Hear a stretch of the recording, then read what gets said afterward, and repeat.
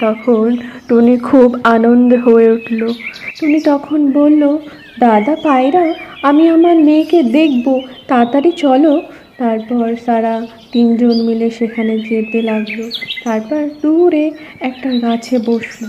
বসে টুনি তখন বলল, দেখো দেখো, ওই দেখো আমার বাচ্চা ওখানে রয়েছে। তখন পায়রা বলল, ধীরে ধীরে টুনি ভাই, এমন করে চিল্লিও না, ওরা শুনতে পারবে।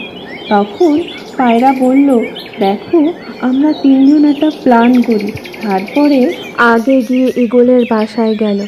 তখন ঈগলরা তার বাচ্চাকে শিকার করানো শেখাচ্ছে। তখন পায়রা বলল, লোভী পাপী ঈগল, লোকের বাচ্চাদের খেয়ে এখন নিজের বাচ্চাকে শিকার শেখানো।